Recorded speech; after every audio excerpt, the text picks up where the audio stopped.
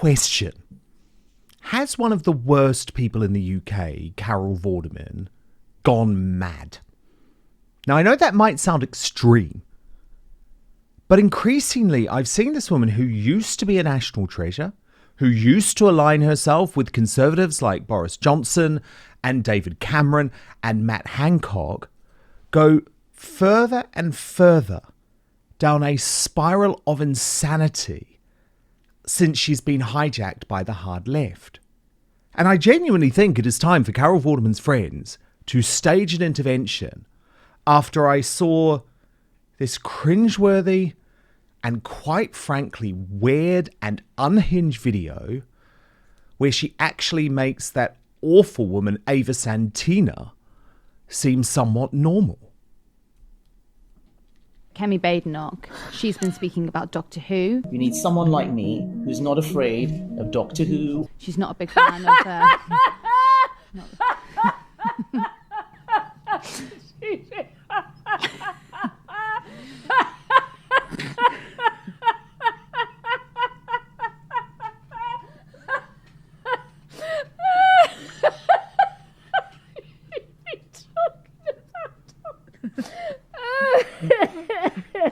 She's very concerned, Carol. Oh my God. It's been... You get no better.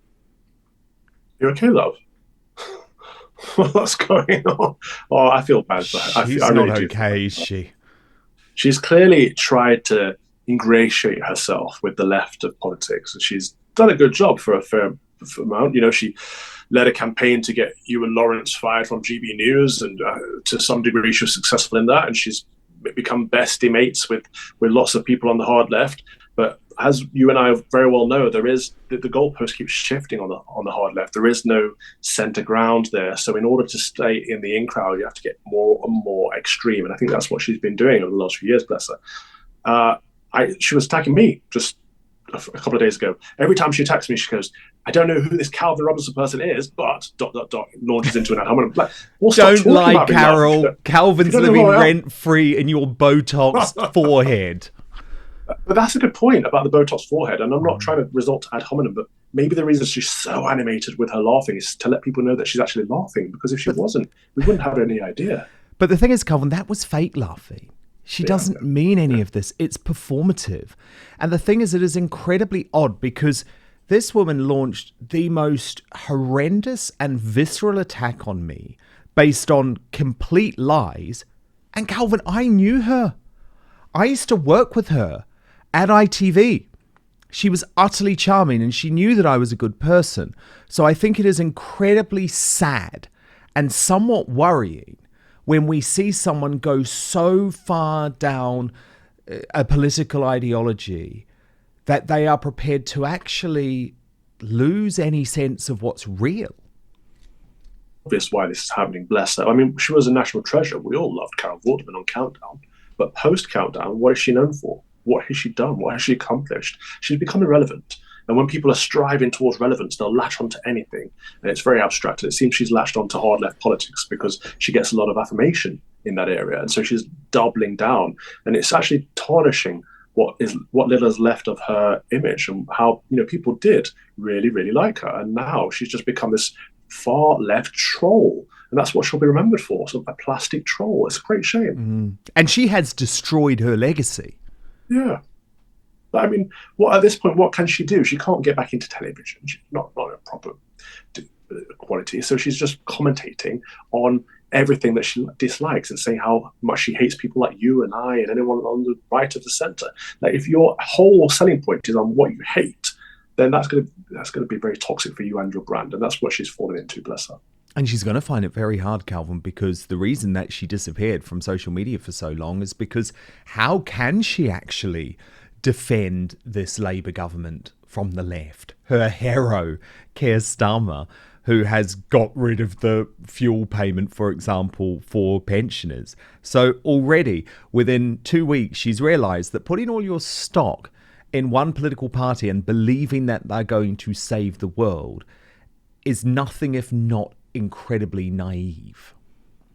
make idols of people, right? And especially celebrities or politicians. And Carol's fallen into that trap because whilst Labour were in the opposition, it was easy to hold them up on a pedestal and say how great Labour would be in comparison to the evil, wicked Tories that now Labour are in government, and they're not going to do much better than the Tories. That's what you have to fall back on when your idols are now on that pedestal about to topple off. You're going to topple with them. Don't never ever make an idol of politicians. It's a fool's game. Well, look, I think she's a very sad case. And there is something very desperate and grasping about her. And again, I agree with what you're saying about ad hominems. But the thing is, Calvin, she goes there every single day against decent people. And actually, she's a tragic figure. She's mustn't. I call her mustn't because she is trying to act like she's a 21-year-old. Oh, I know. And it's not dignified. It's not classy. She doesn't look good. It's embarrassing. I think she's having a 3-quarter life crisis. And the problem is she is so nasty and unhinged that there's no reason that anyone shouldn't return fire.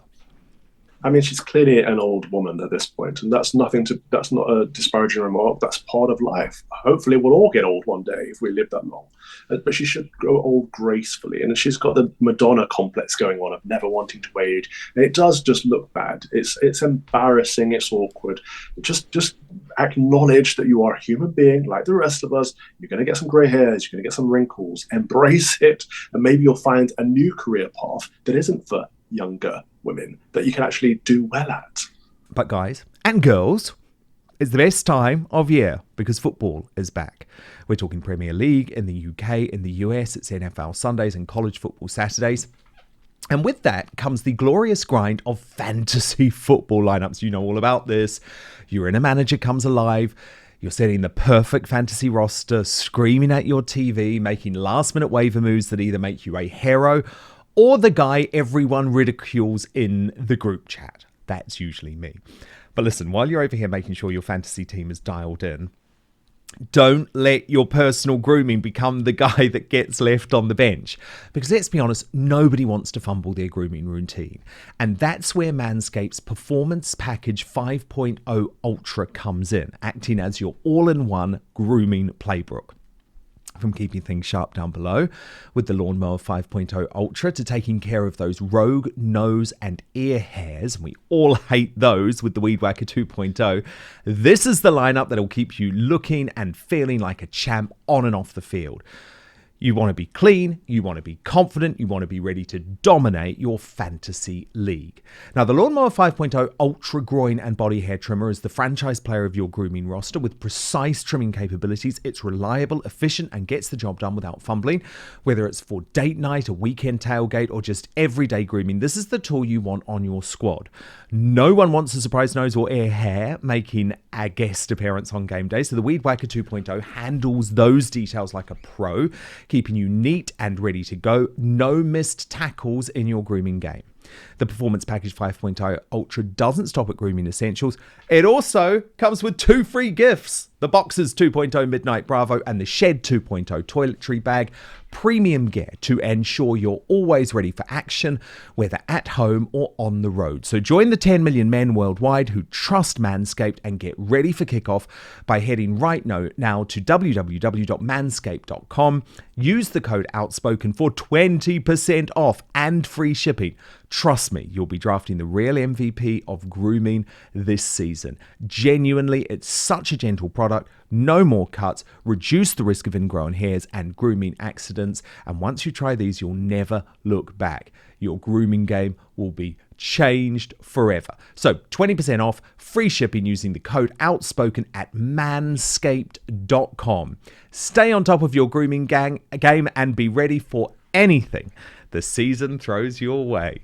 Now, Kevin, of course, the thing that she was sort of having that weird breakdown over was about the Conservative Party leadership contest and specifically Kemi Badenoch. And I'm no big supporter of Kemi Badenoch, but to laugh and dismiss her like that, I think actually was again bordering on offensive. But it hasn't been a great day for Kemi, because actually in the first round of the Tory leadership battle, she was beaten to the top spot by Robert Jenrick. We'll talk about him in just a moment, but the biggest shock was that Priti Patel, the former Home Secretary, a former darling with the Conservative Party membership, was eliminated in the first round after she decided to tack very much to the left, move away from her base and her supporters by saying she didn't want to leave the ECHR. She made no apology for mass immigration. And unfortunately, it was a failed campaign. This was the embarrassing moment for Priti Patel when she was eliminated ahead of a bloke who you've probably never heard of called Mal Stride. Watch this. Kemi Badenoch, 22 votes. James Cleverly, 21 votes. Robert Jenrick, 28 votes. Priti Patel, 14 votes. Mel Stride, 16 votes. And Tom Tugendhat, 17 votes. So as a result of the ballot,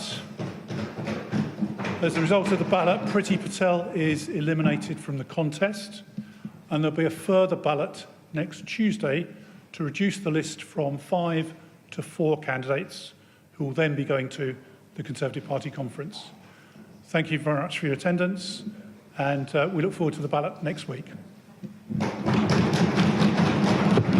There we have it then. Dame Priti Patel has been eliminated there. She was known, wasn't she, for her tough stance on immigration, Beth? And once again, Galvin, you hear Sly News, the mainstream media getting their analysis completely wrong. No, the problem was she actually wasn't tough enough on immigration, and that was the big problem of this campaign. What do you make of Priti's fall from grace? It's all a big stitch up. This is the problem with the Conservative Party, is that they want to, the parliamentary party want to have all the power and all the control and all the say. They don't want to put it to the membership because they dislike their members, actually. Most of the elite really dislike their members. Yeah, they're very different to their members. Their members are probably watching this show. Their members are viewers of our former channel. Their members are people that you and I know and love. However, the parliamentary party is very different. And this is why they will have hated Priti. And she played the game entirely wrong. Her membership base is massive. The membership party love Priti Patel. If it had gone to a vote amongst members, I think she would have been at the top, if not very close. And of course, what she had to do was get the support of her parliamentarians, her peers. And so what she did was she tried to pretend that she's not right wing. She tried to play the centrist or the centre right party card, saying, well, look, I'm not actually that strict on immigration. I'm not that tough on this and that and the other. When that's never going to work. She's never going to win over the Wets. And she's never going to get their support because she's Priti Patel. She should have just stuck to what she is and who she is. It still wouldn't have worked because they hate her, because she is loved by the party, by the membership. And so they wanted her gone. I don't know who they want in next. It looks like Robert Jenrick is their most popular amongst the parliamentary party. But they certainly do not want the members to vote at this stage. And this is why, I think the members would have voted for Kemi Badenoch. I think the members would have voted for Priti Patel, and the members would have voted for Suella Braverman if she was still in the leadership contest. So all the three that would have got the highest votes from the party membership are no longer even in the leadership contest. So it's a stitch up entirely. Whoever is the next leader of the Conservative Party will not be a fan. It's the most anti-democratic process, and I completely agree on that. But the problem is, Calvin, never pretend to be something you're not. No. Because it didn't work. And the problem is Priti's now destroyed her political legacy in a way, because she has pretended that she is one of these one nation Conservative Party wets. And so it very much confuses now actually what I think about what she really is. So personally, I think the whole campaign has been a real disappointment. And at least with Suella Braverman, who I'm a big supporter of, she went out with her morals intact. And I think that's a really important thing to do. Thank you so much for watching Dan Wootton Outspoken. Please do subscribe if you want lots more clips and interviews like that. Plus, if you want to watch our totally uncensored after show, then visit www.outspoken.live.